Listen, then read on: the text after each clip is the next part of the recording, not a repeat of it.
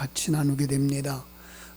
본문은 앞에서 같이 교독한 것처럼 열왕기하 16장 7절로 16절이고요. 세상에 그 강아지 성도, 고양이 신자란 책을 쓴 사람이 다 있더라고요. 강아지 성도, 고양이 신자. 이 밥 쇼그린이라고 하는 사람이 썼는데 사람들의 말을 인용을 했어요. 강아지에게는 주인이 있지만 고양이에게는 부하 직원이 있다는 말이 그들 속에 이렇게 퍼져 있대요. 이 강아지와 고양이의 차이점을 완벽하게 보여주는 그런 우스갯소리래요. 강아지는 늘 이렇게 말한대요. 당신이 나를 귀여워해주고 먹여주고 보살펴주고 사랑해주는 것을 보니 당신은 하나님이 분명합니다. 근데 고양이는 이렇게 말한대요. 당신이 나를 귀여워해주고 먹여주고 보살펴주고 사랑해주는 것을 보니 내가 하나님인 것이 분명하군요. 그런다네요. 강아지와 고양이의 이런 차이점은 오늘을 살아가고 있는 성도들에게 신앙의 색깔에서도 이렇게 유사하게 발견된다는 글을 썼어요. 뭐라고 말하는가 하면 나는 그 신앙을 각각 강아지 신앙과 고양이 신앙이라고 부른다. 강아지는 자기 주인에게 순종하는 법을 배운다. 반면에 고양이는 주인이 자기에게 순종하기를 원한다. 신앙적인 면에서 강아지 성도는 하나님께 순종하기를 원하지만 고양이 신자는 하나님이 자기를 따르기를 원한다. 저는 거기다가 이제 그 알라드레 램프가 얼른 기억나서 바로 고양이가 그런 생각을 가지고 있는 것은 아닐까라는 생각을 했어요. 꽤나 흥미있는 그런 비유인 것 같아요. 여러분, 그렇다면 여러분의 신앙은 어떤 신앙일까요? 강아지 신앙일까요?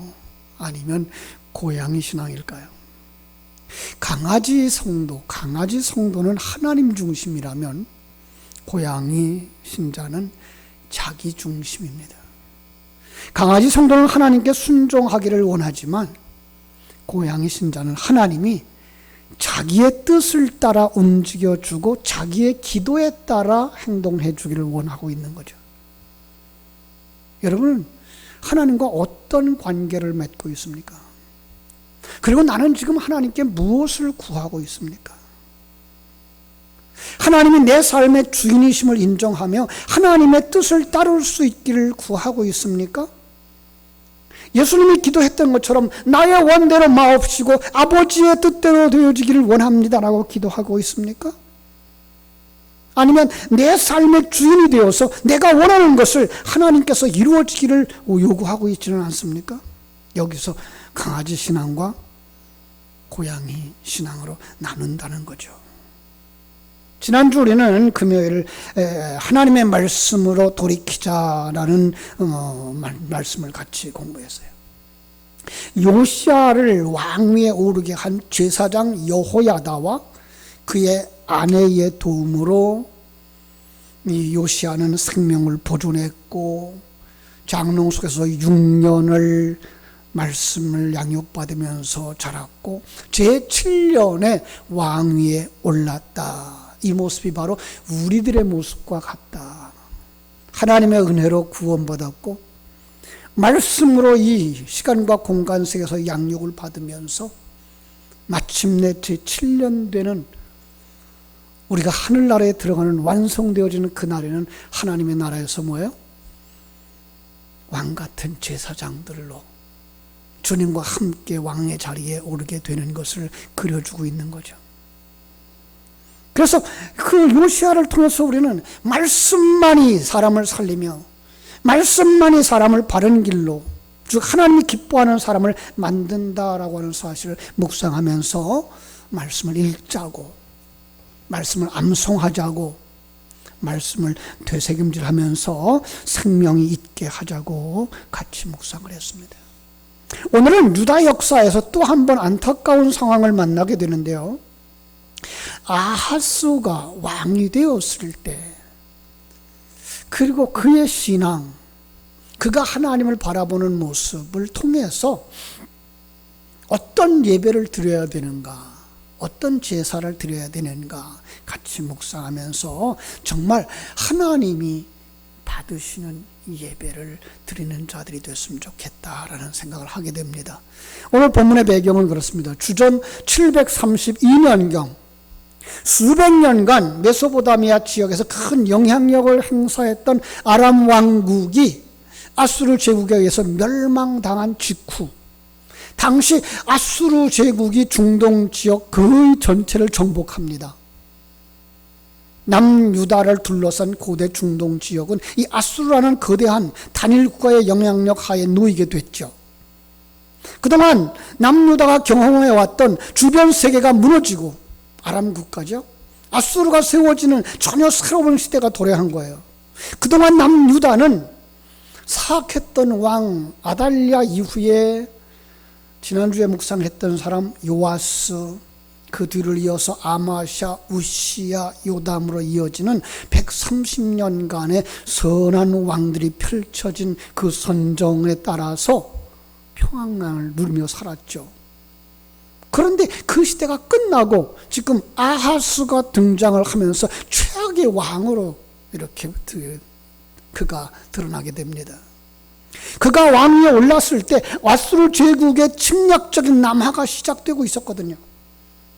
가나안 인근 국가들이 아람 국가와 그 북이스라엘 중심이 되어져서 반아수르 정책을 결성하고 있었어요. 그러나 아수르는 반아수르 연맹에 동참하지 않았고요. 이사야서 7장을 보면 아람과 북이스라엘은 아하스 왕을 폐위하고 다부엘의 아들을 새로운 그 왕으로 세워서 함께 반아수르 그 연맹을 맺으려고 그랬어요.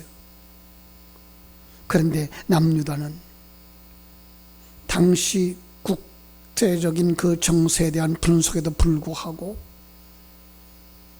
그들은 참 그렇게 합리화되지 못했던 것을 보게 됩니다.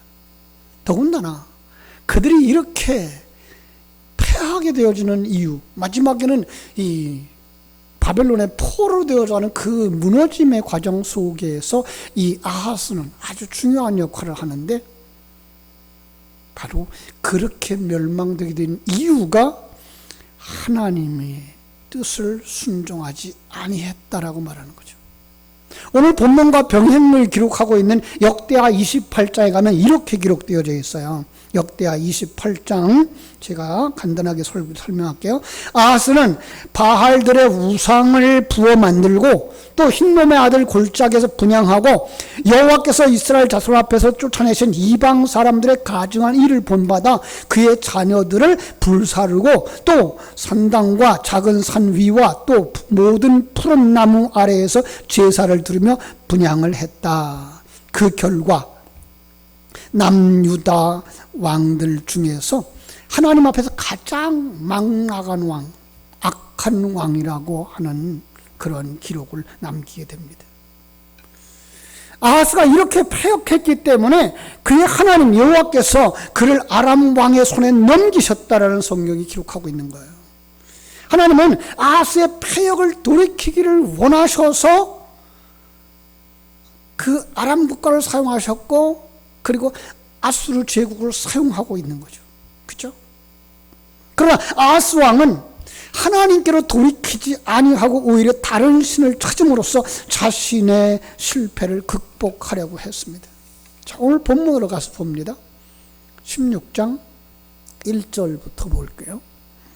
르말랴의 아들 베가 제17년에 유다의 왕 요담의 아들 아하스가 왕이 되니, 아하스가 왕이 될 때의 나이가 20세라 예루살렘에서 16년간 다스렸으나 그의 조상 다윗과 같지 아니하여 그의 하나님 여호와께서 보시기에 정직히 행하지 아니하고 이스라엘 여러 왕의 길로 행하며 또 여호와께서 이스라엘 자손 앞에서 쫓아내신 이방 사람의 가증한 일을 따라 자기 아들을 불 가운데로 지나게 하며 또 산당들과 작은 산 위와 모든 푸른 나무 아래에서 제사를 드리며 분향하였더라.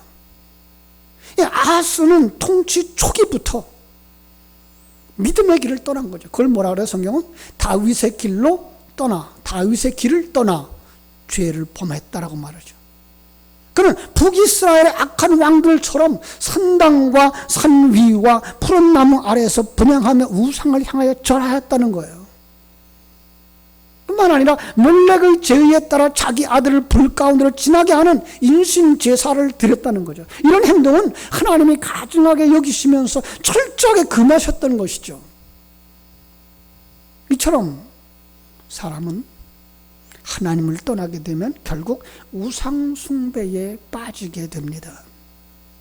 일단 이 우상 숭배가 우리의 마음에 자리 잡으면 점점 더 깊이 뿌리 내리면서 결국 하나님을 미워하는 일까지 아무 두려움 없이 행하게 되는 거예요. 여러분, 아하스가 마지막에 제사하는 모습을 보셨습니까? 큰 제단이 있고 놋제단이 있어요.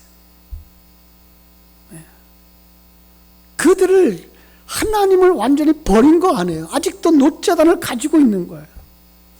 그런데 모든 제물들과 그 제사는 큰 제단에서 드리고 뭐라 그래요? 자기가 하나님에게 여쭐 때에만 놋제단을 쓰겠다는 거예요. 이게 우상숭배의 모습입니다. 여러분, 이게 오늘 우리들 속에 있는 신앙의 모습이기도 합니다. 아니, 하나님을 떠난 거 아니에요. 하나님의 이름을 부르지 않는 것 아니에요. 그런데 하나님을 어떻게 버려먹어요? 자기를 위해서.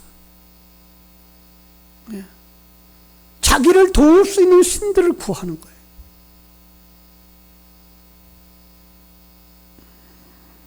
참, 그래서 정말 우리가 바른 신앙을 가지는 것 무엇보다도 중요하죠. 신앙의 기초 무엇보다도 중요합니다. 저는 오늘 하나님 중심의 예배와 나 중심의 우상숭배 예배를 비교할 아주 적절한 본문을 제시해 드리고자 합니다. 열왕기상 18장입니다. 열왕기상 18장에 가면은 누가 나오죠? 엘리야 선지자가 나오죠. 엘리사 선지자가 감히 원을 파악하지 못하는 아합 왕에게 내 탓인가, 당신이 우상숭배하는 왕과 백성들 탓인가를 보여주겠다고 바알과 아세라 선지자들을 갈멜사우로 모읍니다. 그래서 850명의 그들 제사장들이 모였어요. 그리고 하나님 편에 선 엘리야 혼자입니다. 그리고 대결을 합니다. 엘리야는 그들에게 당신들 인원이 많으니까 당신들 먼저 제사하라. 하늘에서 불이 내려서 재물을 태우는 결과를 가져오는 신앙이 바른 것으로 승리하는 것으로 하자. 이렇게 했습니다. 그들이 시작합니다. 18장 26절에 보면 그들이 송아지를 가져다가 잡고 아침부터 바알을 부르며 불로 응답해 달라고 소리칩니다. 그 모습을 그들이 그 쌓은 제단 주에서 뛰어왔더라. 지금 제사하고 있는 중입니다. 예배하고 있는 중입니다. 그런데 그들은 지금 자기들이 흥취해서 놀고 있는 겁니다. 여기서 오늘날 우리가 진정한 예배가 무엇인지 모르는 상황들을 보고 예배가 축제다라는 말을 함부로 쓸 때 그것이 얼마나 위험한가를 가르쳐주고 있는 거죠. 예배는 제사입니다. 자신의 마음, 자신의 몸, 자신의 삶을 하나님께 드리는 제사입니다. 그것은 자기가 흥겨운, 그래서 음악에 취해서 머리를 흔들고 음악에 취해서 몸을 흔드는 그것이 진정한 예배요, 진정한 찬양이 아니라 드려지는 찬양 한 가사 하나하나에 마음을 싣고 그 가사에 내가 동의하고 내가 그렇게 되어지기를 원합니다라는 그런 찬양을 하나님께 드릴 때, 그런 예배를 하나님께 드릴 때 바로 하나님이 받으시는 것이죠.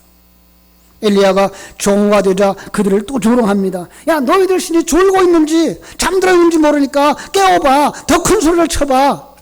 그들이 큰 소리를 치릅니다. 그러면서 규례대로 칼과 창과 가지고서 자기를 찌르고 피를 흘렸다.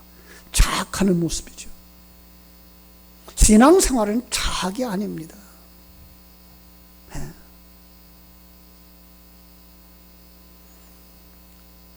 신앙생활은 정말 그 진리에 따라 하나하나 순종하면 누림이지, 자기를 자학함으로 말미암아 땡깡 쓰는 어린아이처럼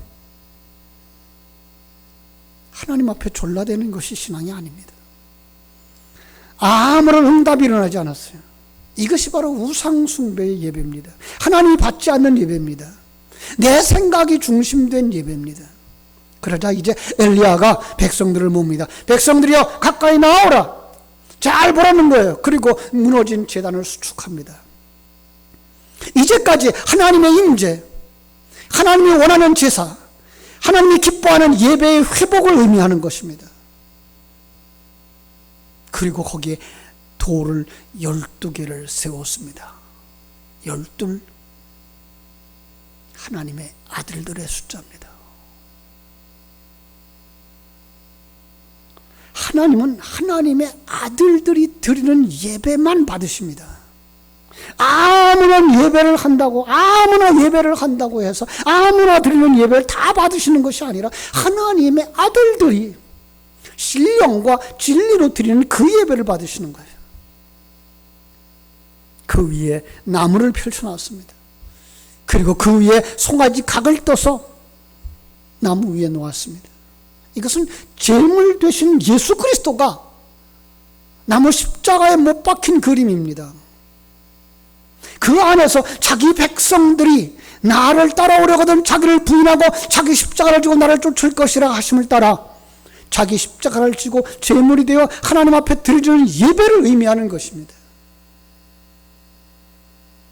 거기에 주위에 또랑을 파고 물을 12통이나 가져다 부었습니다. 성경에 나오는 물, 그것은 바로 사상이고 진리입니다. 바로 그것은 하나님의 아들들이 받은 진리, 그 진리에 충만된 제사, 신령과 진리로 드리는 그 제사, 하나님이 받으시는 것입니다. 준비가 되었습니다. 엘리야가 앞으로 나가서 말합니다. 18장 36절 37절 제가 읽어드릴게요. 아브라함과 이삭과 이스라엘 하나님 여호와여, 주께서 이스라엘 중에서 하나님이신 것과 내가 주의 종인 것과 내가 주의 말씀대로 이 모든 일을 행하는 것을 오늘 알게 하옵소서. 여호와여, 내게 응답하소서. 내게 응답하소서. 이 백성에게 주 여호와는 하나님이신 것과 주는 그들의 마음을 돌이키심을 알게 하옵소서. 그러자 여호와의 불이 하늘로부터 내려와 번제물들과 나무 그리고 돌과 흙을 또랑의 물까지 다 받으셨습니다. 이것입니다. 하나님 중심의 예배, 하나님이 받으시는 예배, 하나님이 제사를 통해서 우리에게 깨닫게 하고자 하시는 구원의 도리를 다 깨달아 아는 하나님의 자녀들이 드리는 예배, 그것을 깨우쳐주는 예배를 하나님이 받으신다는 것입니다. 그런데 오늘 본문에 나오는 아하스는 그 사실을 알지 못했습니다.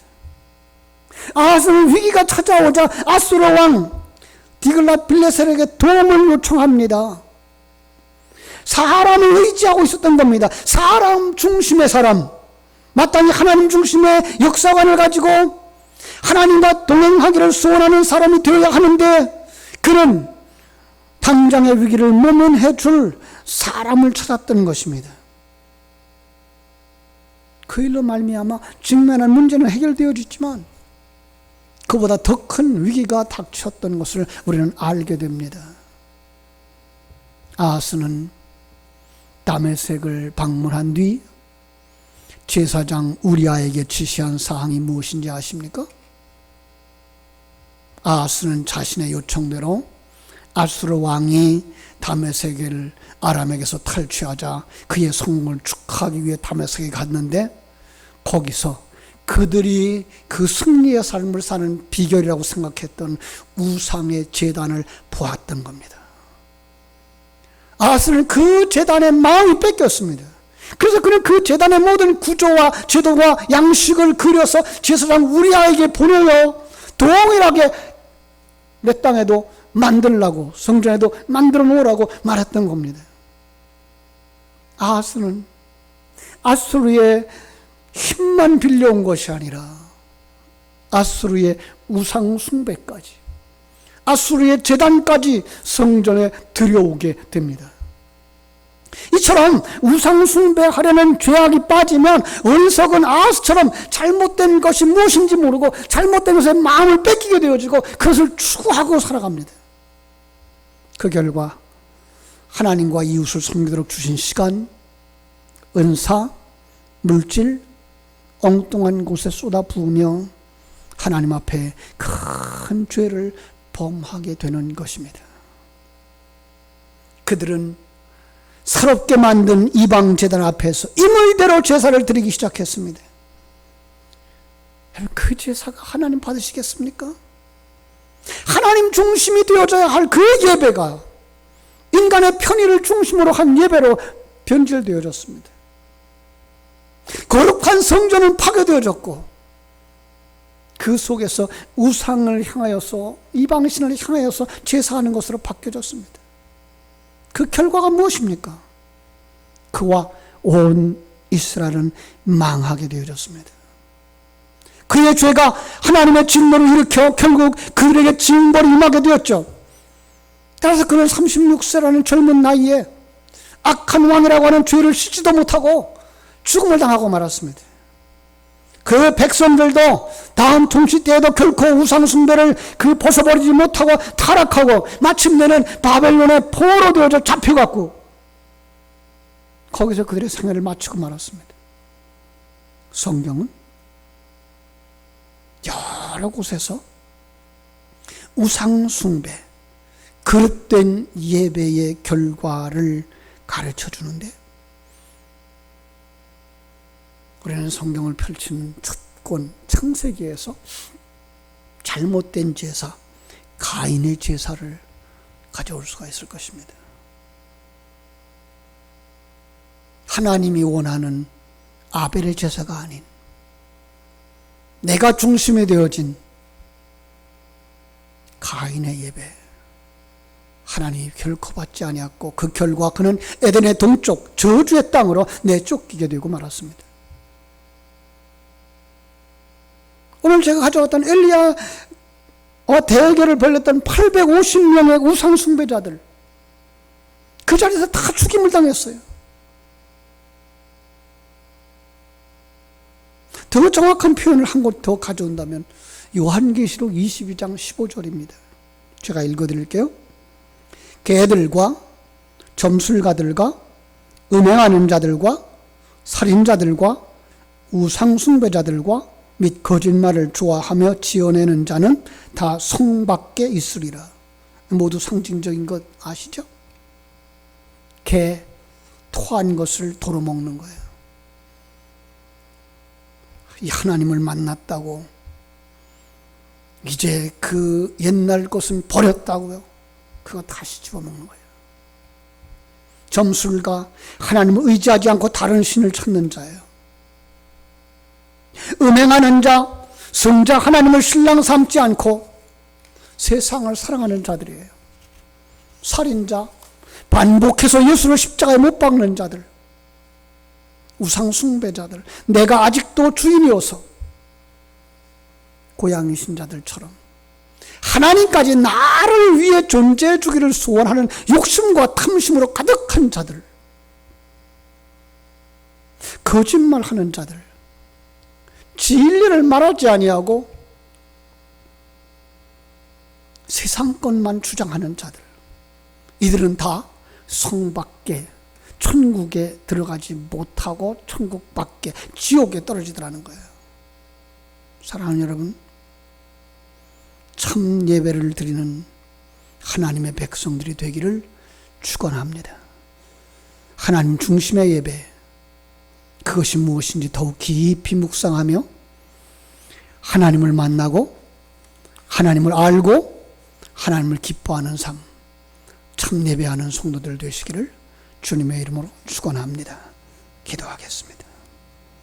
아버지 우리 하나님,